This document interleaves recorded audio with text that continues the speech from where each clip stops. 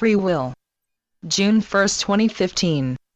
We wish to explain a bit about free will if we may.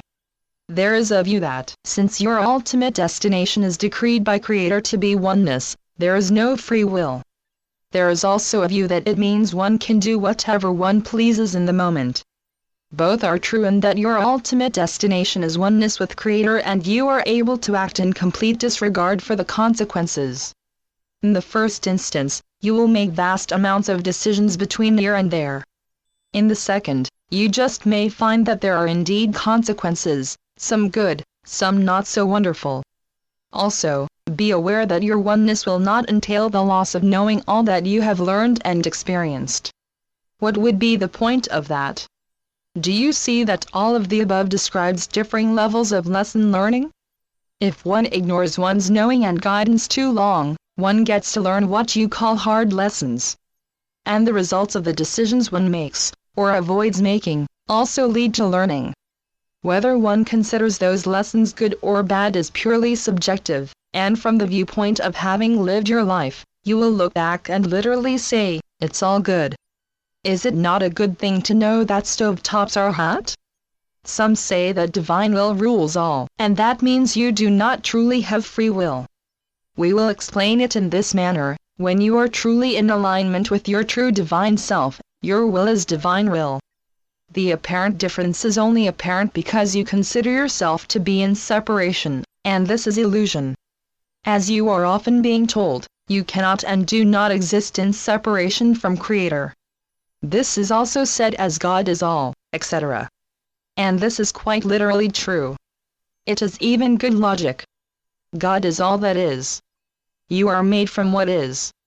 You are therefore an integral part of God.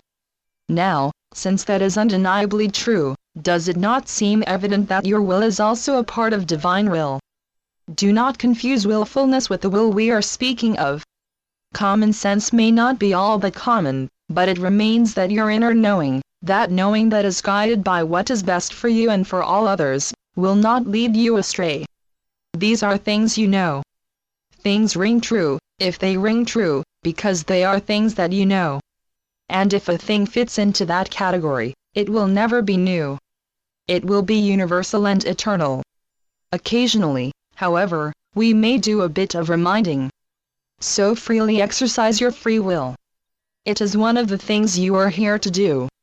You will notice that we in counsel, in guidance, in service, do not ever tell you what you must do.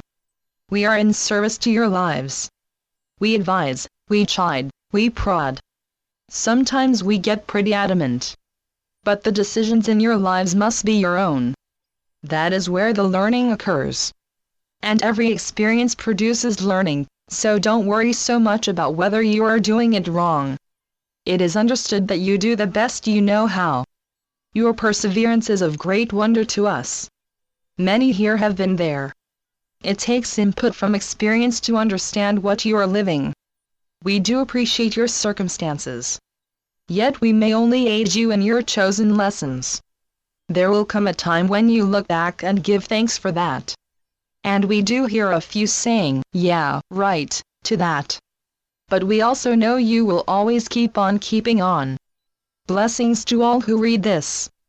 Our unconditional love is yours. You are exactly where you need to be. Good day. Channeled by Ron Head. oraclesandhealers.wordpress.com